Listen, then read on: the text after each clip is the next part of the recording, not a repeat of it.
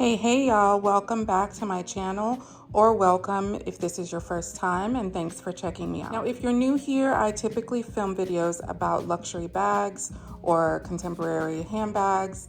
However, I did make my first Cartier purchase recently, and I wanted to share a little bit about that experience. All right, so let's start with the packaging. It came in your typical brown box. Open it up.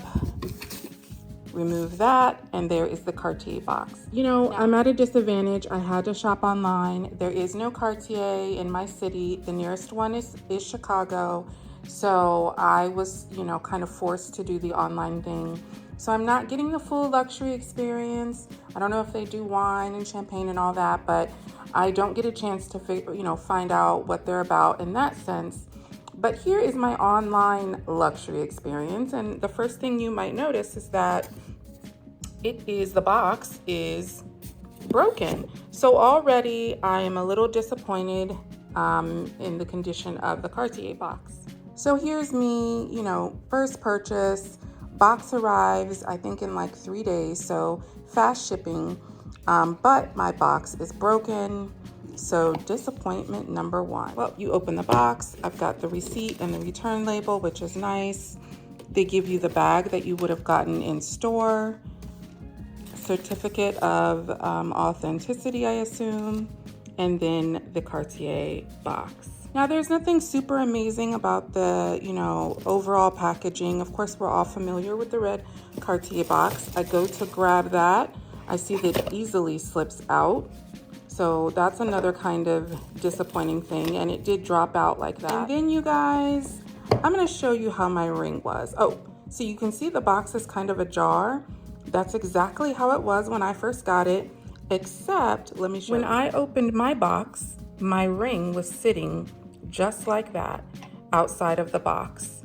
And I was like, wow, that is really frustrating and disappointing that I didn't get to, open the box and the ring is sitting neatly in its little nest, but instead it was hanging out of the box. And I was like, I just don't understand. I would assume that Cartier ships frequently, so I would think they would have figured out how to package this to keep your items secure and to really preserve the luxury experience of their buyers. One thing that was a little different was this little kind of string was on it. And yeah, that's how it was, guys. So I had the broken exterior box, the loose red box, and my item was hanging loosely outside of the open box. Now, some of you may be saying, that probably happened in transit. And you're right. It's FedEx or UPS, whoever delivered it. These boxes are getting thrown around in trucks and from, location to location. But just like you and I know that, Cartier knows that. So my expectation is that they would package it in a way, again, that would preserve the item and preserve your luxury experience. Am I upset about it to make a fuss? I'm not. But am I disappointed? I am. And it does make me think twice about ordering in the future. It also makes me think, does Cartier care about the online shopper's experience? I don't know. I don't know if I got a bad box. You know how people will do you. Maybe they have some broken boxes in their stores, and they're like, oh yeah, we'll save that for the online shopper, because what am I gonna do? I mean, there's nothing I really can do. I'm kind of stuck. I guess I could go ahead and call and request another box, but who wants to go through all that? I did get a survey. I did share my feedback about the packaging. Will they do anything about it? I don't know. Hopefully they will. There's no reason to ask for customers' feedback if you're not going to do anything with it. So there's that. All right, so let's talk about materials. I went with the rose gold. I'm just a rose gold kind of chick. I'm not really a huge fan of yellow gold. I don't mind it in my necklaces, but when it comes to my jewelry on my fingers, I just prefer rose gold, so I did go with that. And I have to tell you, the rose gold has a really lovely kind of pinky color to it. I have purchased rose gold from Tiffany's, and their rose gold is not as pink as I'd like it to be. It really, with Tiffany, in my experience, it's really hard to tell the difference between the rose gold and the yellow gold. But when I put my Tiffany's tea ring, which is in rose gold, when I put it up to this, you can really see the pinkish color in this, which I really like. It's probably going to be hard for you to see on camera, but I did go with the rose gold and I'm really, really pleased. I will tell you that I was looking at 3 different items for my first Cartier purchase. So I was looking at this Juste Clou ring. I was also looking at the Love wedding band, and the reason I picked the Juste Clou is because, honestly, because it's kind of unique, it's kind of funky, it's kind of edgy, and I like that. You know, it's subtle. And I know there might be people who think, oh, everybody has this ring, but everybody may have it online. A bunch of influencers may have it, a bunch of YouTubers may have it. But in the circles that I run in, I don't see this ring. I see tons of, I compare it to like Louis Vuitton. Like every time I go out, I see tons of Louis Vuitton bags. So yeah, they are everywhere, but I don't see tons of this ring. So I kind of just gravitated towards it because it is unique, because it's just kind of edgy, and I just thought it was a cool piece. I was looking at the Love ring and kind of doing research. I just was like, I really like it up close. Like when you're right up on it, it is a kind of a cool ring with those notches. However, from far away, it just looks like a regular old wedding band. So I may still get it in the future to stack with this ring, but for now, I'm happy with the purchase. So I should say that even though the packaging wasn't great, I am happy with the ring. I do think it's a really cool ring and I really enjoy wearing it. Now let's talk about the sizing. Sizing is tricky. So I think that there might be some videos out there with sizing tips. I'll tell you what I did.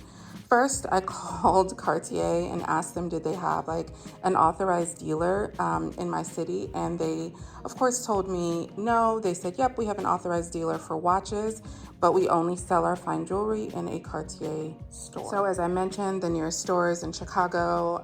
Wasn't gonna drive 7 hours just to purchase a ring. So the next best thing for me, because I didn't have a tape measure and all that stuff, I had already gone into my Tiffany's, or to a Tiffany store that is in my city, and been sized. So between the sizing at Tiffany's and kind of doing some research online just to find out if other buyers thought that this ring ran large or ran small, I made my best guess. And so I wanted to wear it on my index finger, which is typically a 10.5. The problem is with Cartier, they do not have half sizes. So I had to go with either a 10.25 or a 10.75, which is the 64 millimeter. So that's what I went with, their largest size, and I just hoped and prayed that it would fit. So what I found that a lot of users were saying, a lot of buyers were saying, is that the ring does run kind of big just because of the style and that like little opening there, if you can see it.